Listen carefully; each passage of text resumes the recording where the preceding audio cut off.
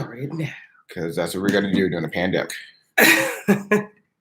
All right. Welcome to the best educational broadcast in the planet. I'm just queuing up the LH Transformations IG page. Everyone should know about this. Everyone should know. Everyone should learn and know and be educated on this. There we go. Is that good? Hey, IG. All right, AG. All right. Hopefully get some live viewers. Hey, IG. We get one here. But my hope is that we get some live viewers to have a conversation, a flowing conversation, maybe answering personal questions about viruses. Mm-hmm. What the fuck's a virus?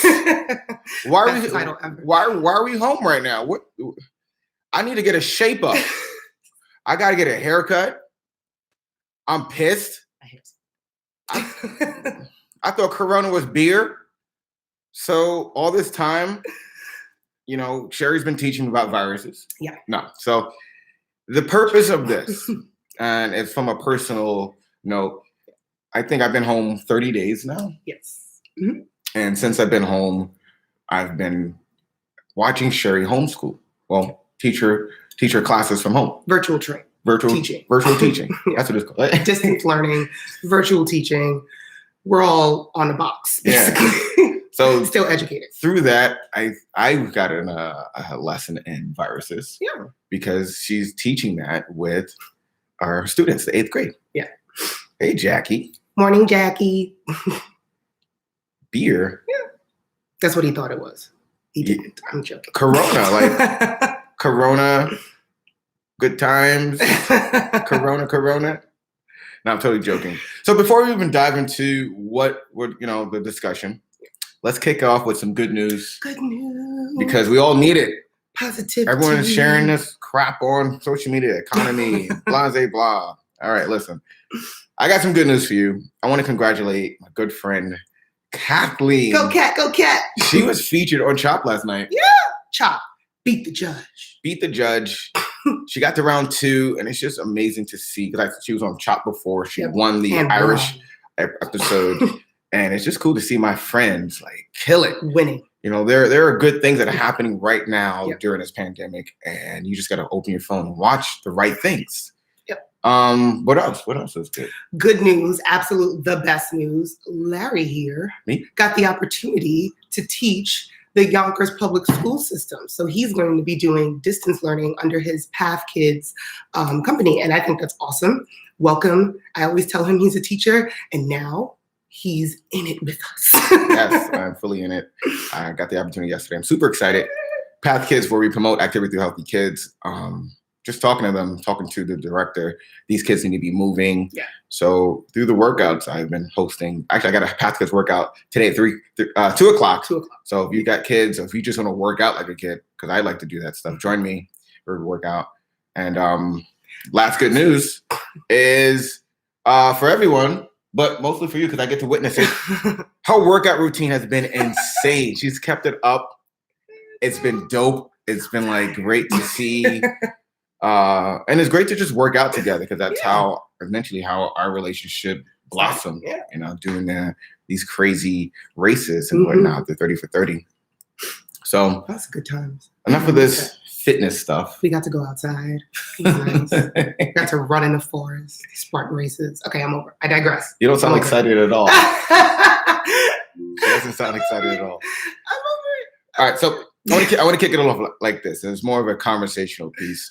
And it was in various places we had the conversation. Yeah. It might have been on the sofa. The most recent conversation was when we ended trivia night. Yeah. And then Rosie was asking questions about viruses. Yeah. And I said, yeah, Rosie's on Instagram right here. Hey, Rosie. And I said, whoa, I should record this conversation because even though I'm learning it with your children, everyone needs to know what a virus is. And I am joking around. I know a lot about the coronavirus. Thanks for my wife. But I feel like we all should know. And I think that's going to help us stop panicking and actually be more smarter about the decisions we're making about this pandemic. So Where should we start? What the heck's a virus? I think your title was apt. So a little bit of background about me. I am a trained neuroscientist, and I have been teaching science, biology, chemistry, physics, life science, and every modality for the past 7 years. And predominantly, I teach middle school students, 7th and 8th grade. Various different ways I've done that. But right now, my 8th graders, interestingly enough, went from understanding like classification of life and things that are living to being thrown into understanding that viruses have their own like kingdom, their own classification. Scientists have like chucked them into this sort of system where you can isolate understanding viruses different from living beings. So my 8th graders are like wizards at understanding viruses. They can tell you at the drop of the hat what it is. They can tell you now about immunity. And as COVID hit, they felt very empowered to have conversations with their parents about the virus. I've gotten emails from their parents saying, thank you for teaching them this. We can have a flowing conversation at home. I've gotten challenging emails about why you shouldn't or should use anti-bac, like how much you should use it. So it's been a really interesting time for science in general. And so I thought it'd be interesting to sort of not so much teach, but just at least inform or at least have a flowing conversation about what viruses are, what science is doing at the forefront right now. Our healthcare workers are out there in the real reality of a pandemic. I mean, many people didn't even know what a pandemic was versus an epidemic. And so before we sort of broke on break at the school I teach at, I actually stood up in front of the community and explained what viruses were and explained the difference between an epidemic and a pandemic. And it was really interesting to see how many people just at a basis don't really know what viruses are, which overall, okay, fine, right? If you say bacteria, people are like, oh, I know what a bacterial infection is. I know I can go and, go to the doctor and get X, Y, and Z medication for it. But viruses are really, really different. And I think that if all of us understood what a virus was, we would understand why we're home and why it's so important to be home right now. Why are they asking us to stay home? So why we can't go out? Viruses. So let's talk about viruses and then we'll talk about what disease transmission is. So viruses are non-living. They're substances that have this really interesting sort of coat. If you think about it like a circle, inside of it is, that looked really weird, my bad. Inside of it is genetic information that basically wants to hijack your living cells, because your living cells are places where they can use all of the lovely parts of your cells to make more of themselves. So they're not living this beautiful sort of symbiotic relationship with us. Viruses are parasitic in nature. They want to take over the host, us, and make more of themselves. And as I was teaching my 8th grade about viruses, I sort of hearkened back to the history of life, just how we as beings came. And I jokingly tell them, like, humans are really egocentric in the sense that it's just us. We're like, large on the evolutionary chain right now. So we only think of ourselves. But viruses have been around longer than the smallest living cell, which are bacteria. So viruses have actually been around way longer than bacteria have on this earth, on this planet. And I was showing my 8th graders a video. It's a PBS documentary, Nova Calling the Shots. If you don't know about vaccines, you should watch it. But in that video, one of the scientists was noting how important it is to remember that viruses, though they're non-living, they can hijack our cells and they co-evolve with us. So we're evolving, going along our lives as a human population, but viruses are doing it at the same time, if not better. Like they mutate quicker. And that's why, for instance, we need a new strain of a vaccine for influenza, for instance, or the flu virus every year, because these viruses mutate rapidly. So when we're thinking about the situation we're in now, how do viruses spread? It's basically I want to congratulate Cuomo on how specific he has been about this. It's about disease transmission. It's about the fact that I'm a vector. Larry's a vector. Anyone can be a vector. So, and a vector is basically anyone, an organism that carries a virus or that carries a pathogen. So you can be a vector even if you're carrying a bacterial infection. It's something that can spread, right? And I'm sure you guys have heard already about the many different ways in which COVID can spread. But I've been thinking about how people have this really interesting distrust, if you will, about science right now, or at least the distrust is coming from the fact that there's so many different modalities of information. And I think that if we all understood what a virus was, what disease transmission is, and then also what immunity is, because I think that that's the reason why people are like, get me out of here. I feel fine. I'm what's called asymptomatic, which means I'm not showing any signs. So even though I'm not showing any signs, what people don't really think about is the fact that you could be a vector. Right. I got a question. Yes. What do you think of those awesome people in Kentucky protesting this whole stay at home cause? I think that people who are protesting being home fundamentally disbelieve how virulent COVID is. And virulent meaning like how infectious, how dangerous, how pathogenic this virus is. I think they have a general just disbelief about science. I mean, the people who are saying like, give me freedom or give me COVID clearly don't understand the numerous amount of people who have witnessed family members sick. I have colleagues who have been sick. And I'm not just talking about like my current job. I have colleagues who have had this illness, this disease. And I think that if you have never seen somebody with it, it's also this disparaging sort of thought of, it's not in my like concentric ring of people, so why should I care? Right. I think that people who are protesting generally don't understand what a virus is, don't understand how pathogenic this is, and don't understand how it can really cause a widespread wipeout of millions of people on a scale that we have not lived through, right? And these people, they're not in metropolitan areas. No, they're not. They're not in dense populations. They have to travel like 10 hours to see their cousins. So yeah, they have sort of the space and opportunity, if you will, that we in New York or even in New Jersey really don't have, right? We're in denser populations of people. We're closer to people.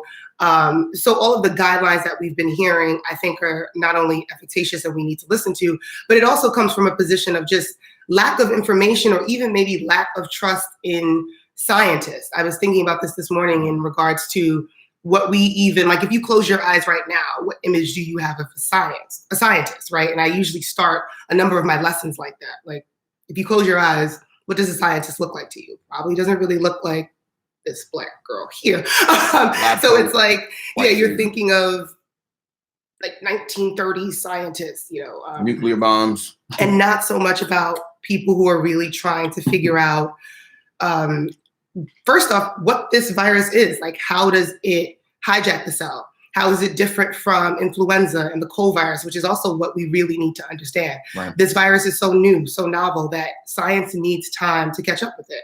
Also, those of us that are, really wanting to break out of quarantine need to understand that our bodies, our cells have never seen this type of virus.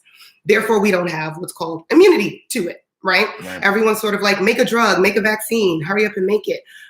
We don't have that ability to do that this quickly because without understanding what COVID is, how it interferes with our cells, how it hijacks our system, it's going to take some time to actually figure out what's called an antiviral or even a vaccine. What's that term you talked about, herd immunity? Oh, yeah. We definitely don't have that right now.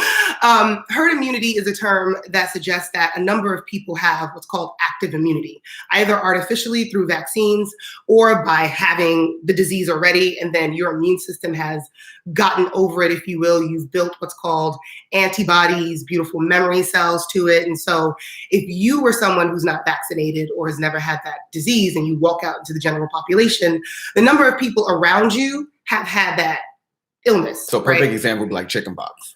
Yes, exactly. So we've more or less eradicated that. I'm laughing because I told my 8th graders about chickenpox and they had no idea what it was. Great, but my generation definitely remembers like chickenpox parties and things like that. They don't know about it because they've been vaccinated against it. So we don't have active immunity in our population against COVID.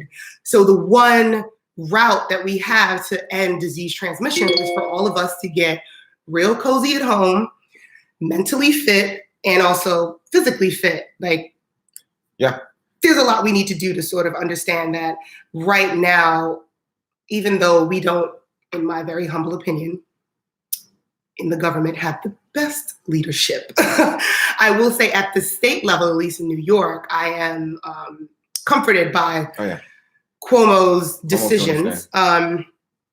As a scientist, and also as someone who sort of understands that disease transmission needs to end, specifically of COVID. So I think that it just comes from a lack of information and, more importantly, a lack of trust in science at times, because science needs some time to figure this out. So with this information, I want to cut it and definitely chime in for questions right now. We can definitely answer them on the recap. Yeah. I think I want to stress the fact of your immune system. And the only thing they're saying what can help prevent this is getting a stronger immune system. So eating the right thing, prevent the spread, eating the right foods, not eating junk food, getting enough sleep, being more active. These are the things that I've been living my entire life. Yeah.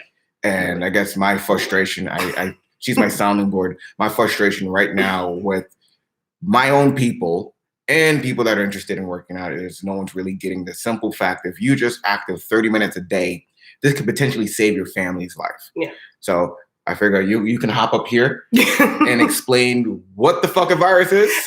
And maybe if this scared the crap out of you, good. And just, get moving, get sleeping, and stay home. Yeah. Or even the fact that exercise, I've done a lot of work.